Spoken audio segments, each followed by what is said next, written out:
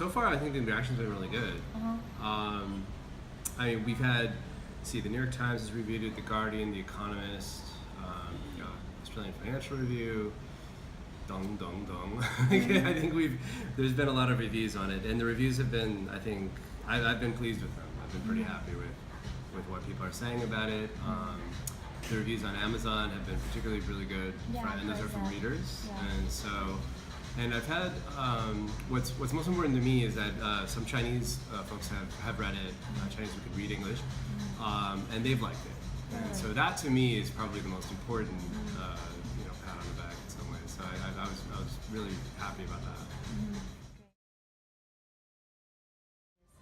that. Well, I think that I didn't set out to write a book about big ideas.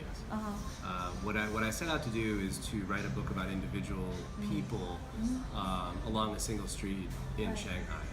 It was a pretty manageable task, but even that can be very difficult sometimes. And so it took about 3 years to report. It took about a year to write it.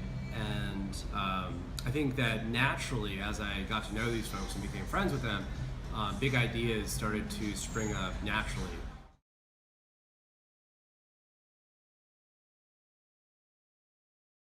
Yeah, well, I think it's very interesting. I think that there, over the years we've seen hundreds of books written by foreigners about China, and there, in many ways, the genres sort of have multiplied, right? I mean, there's very specific books about specific sectors in China. There's very kind of broad views of China. There are many books. I would say there's an entire genre of books that have a dragon or a big red star on the cover that try to scare you about China and say that China's a big threat and we need to watch out for China. And these are, obviously meant to scare people, I think. I don't like those types of books because I think that once you start to try and explain the overall picture of China, it can become very difficult and you can make a lot of mistakes because I think that China is growing so fast that it's difficult to predict where it's going and what its intentions are from year to year. And so I feel like for me, what was manageable was to focus on individuals, and even that's difficult because individuals' lives change and they may or may not be telling you everything. But I do believe that the people that I've spent these last 3 or 4 years with, I've gotten to know them pretty well. And I feel like I've gotten to know them so well that I know a lot about what motivates them, where they've come from. And I haven't put all of it in the book, but I've tried to spend enough time with them so that I become compassionate about them, so that I try and fairly portray where they're at, what their dreams are, and where they're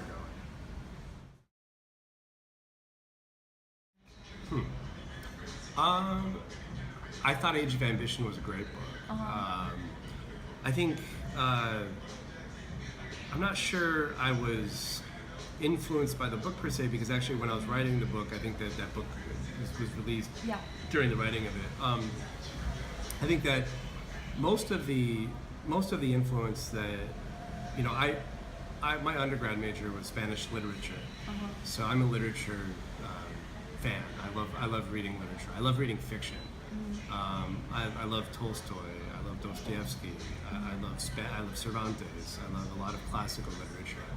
I think in many ways I'm probably more influenced by the writing styles of those writers than I am with really anyone in China. But of course, I've read, I know Evan personally, and I loved his book.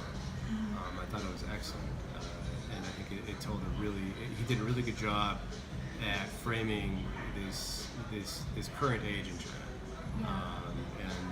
And I think that thematically our books probably have a lot in common because we're both writing about a similar time in China's history where dreams are big, and everyone has them, and they're starting to spread out, and even the government has one, right? And so it's the era of big dreams in China, and it's an exciting time to be here as a journalist.